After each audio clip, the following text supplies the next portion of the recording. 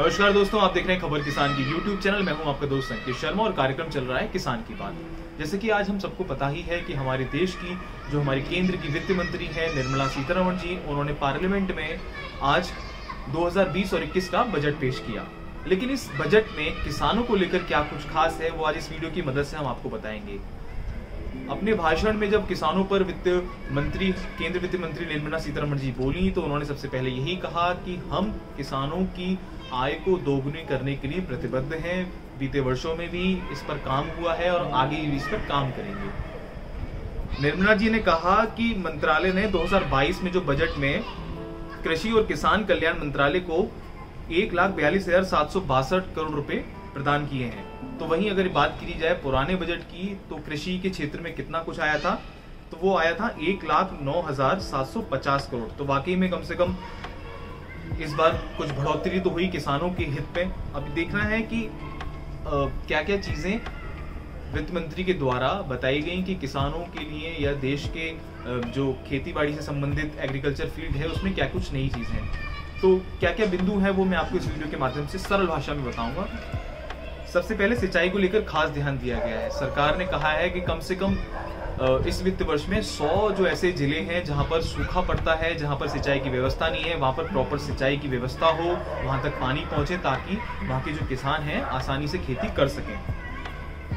20 lakh solar pump उपलब्ध कराने की बात कही गई है ऐसे क्षेत्रों में। जैविक खेती पर जोर दिया गया है, जहां पर हमारे देश के प्रधानमंत्री ने भी बड़े मंच पर जाके ये बोला कि देश के किसानों को जैविक खेती करनी चाहिए, नेचुरल फार्मिंग करनी चाहिए। तो इस बजट में भी उस पर जोर दिया गया है।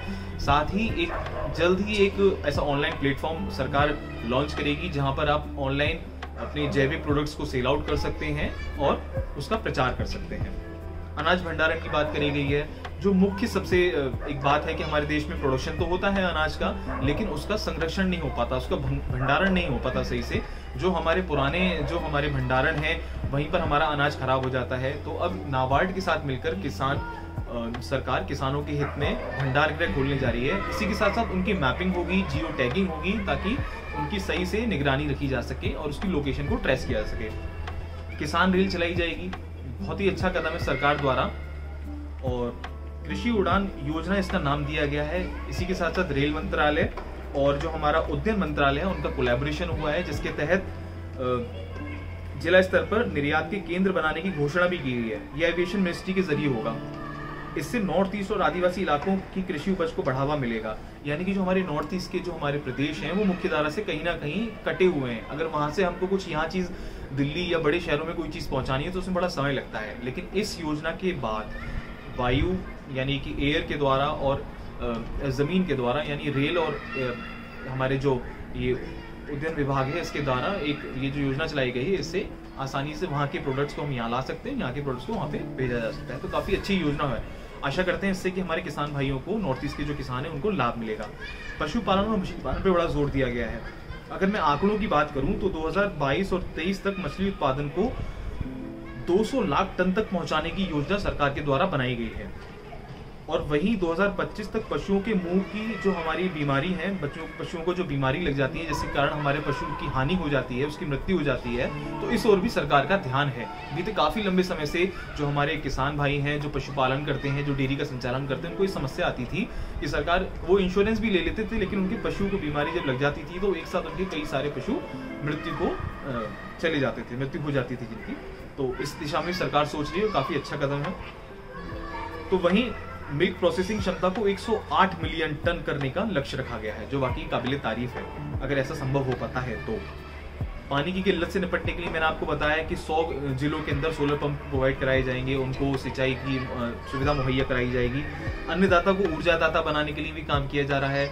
और इसी दिशा में जो हमारी कुसुम योजना है वो लॉन्च की जाएगी। जो खाली बंजर पड़ी जमीन है वहां पर सोलर पैनल लगाने के लिए सरकार ऑलरेडी इस योजना को लागू कर चुकी है, जिससे कि किसान लाभान्वित भी हो रहे हैं और वो अपनी जमीन का भी सदुपयोग कर रहे हैं।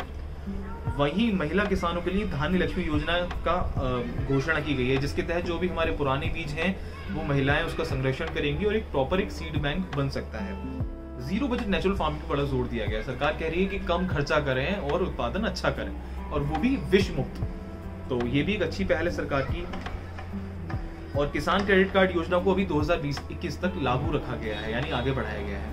तो यही सब कुछ है किसानों को लेकर हमारे वित्त वर्ष 2020 और 21 में। आशा करते हैं कि ये बजट हमारे किसान भाइयों के लिए कुछ ना कुछ लाभ लाएगा। वैसे तो इसमें बजट में कुछ ज्यादा कुछ खास है नहीं किसानों को लेकर, क्योंकि कयास ये भी लगाए जा रहे थे कि जो पीएम किसान निधि है वो 6000 से बढ़कर 10,000 बढ़ जाएगी, क्योंकि हमने भी एक ऐसा कार्यक्रम किया था, सूत्रों के हवाले से हमारे पास भी खबर आई थी कि ऐसा कुछ होगा। आशा करते हैं कि आगामी दिनों में देश के प्रधानमंत्री और वित्त मंत्री किसानों के लिए कुछ नया तोहफा लेकर आएंगे।